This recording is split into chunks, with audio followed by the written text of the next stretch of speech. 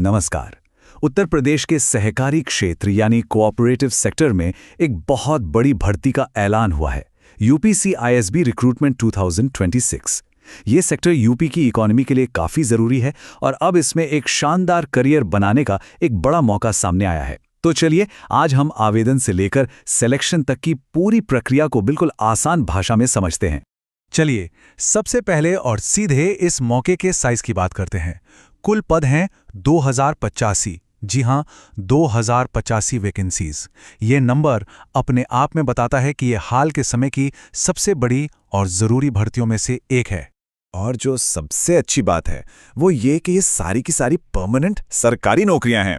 मतलब कोई कॉन्ट्रैक्ट का चक्कर नहीं, बल्कि एक एकदम सिक्योर फ्यूचर। इसमें मैनेजर, असिस्टेंट, कैशियर से लेकर जूनियर इंजीनियर तक की पोस्ट शामिल हैं, जो एक मजबूत करियर की गारंटी देती हैं। तो चलिए शुरू करते हैं हमारे पहले सेक्शन से और इस बड़े मौके से जुड़ी कुछ सबसे ज़रूरी बातों और तारीखों को समझते हैं।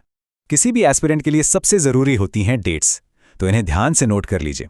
ऑनलाइन एप्लीकेशन 25 अप्रैल 2026 से शुरू हो रहे हैं और फॉर्म भरने और फीस जमा करने की आखिरी तारीख है 15 मई 2026। मेरा सुझाव है इन तारीखों को अपने कैलेंडर में अभी मार्क कर लें, क्योंकि आखिरी दिन का इंतजार करना समझदारी नहीं है। ठीक है, फॉर्म भरना तो बस पहला कदम है, असली सफर तो सिलेक्शन प्रोसेस का है।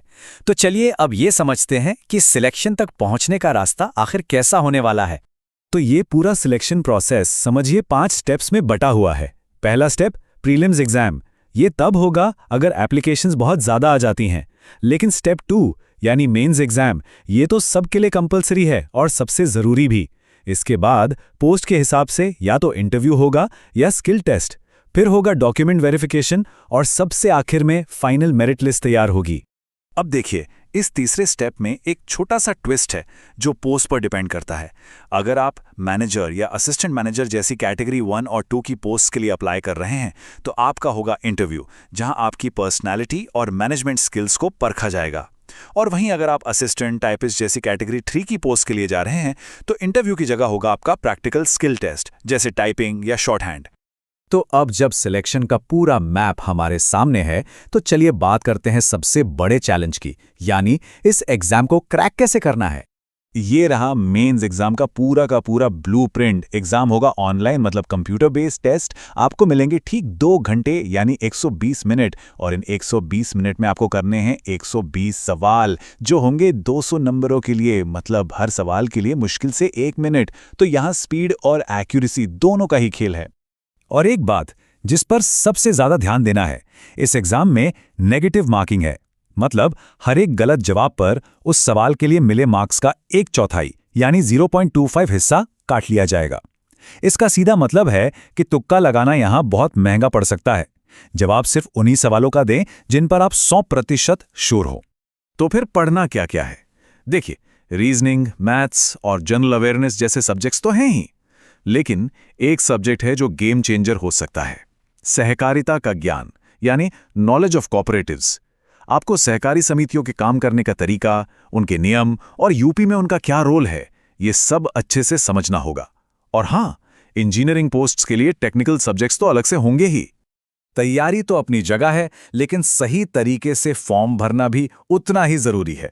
एक छोटी सी भी गलती पूरी मेहनत पर पानी फेर सकती है।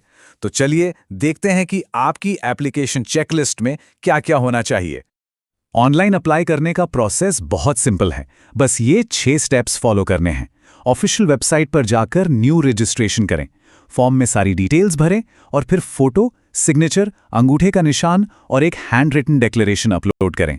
ये डिक्लेरेशन कुछ नहीं, बस नोटिफिकेशन में दिया गया एक टेक्स्ट है जिसे आपको अपनी हैंडराइटिंग में लिखकर स्कैन करना होगा।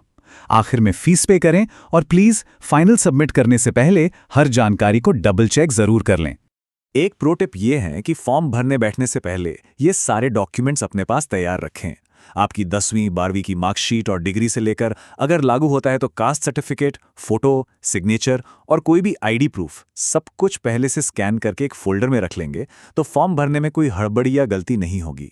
और अब आते हैं उस हिस्से पर जो इस पूरी मेहनत का सबसे बड़ा मोटिवेशन है, यानी सैलरी और दूसरे बेनिफिट्स। तो स्क्रीन पर आप देख सकते हैं सैलरी स्ट्रक्चर काफी शानदार है। जैसे टॉप कैटेगरी यानी कैटेगरी 1 में मैनेजर की पोस्ट के लिए पे स्केल है 34,000 रुपए से 88,000 रुपए प्रति माह तक। और याद रखिए, ये तो सिर्फ शुरुआती बेसिक पे है जो समय और अनुभव के साथ बढ़ता ही जाएगा। लेकिन रुकिए, बात सिर्फ बेसिक पे पर खत्म नहीं होती।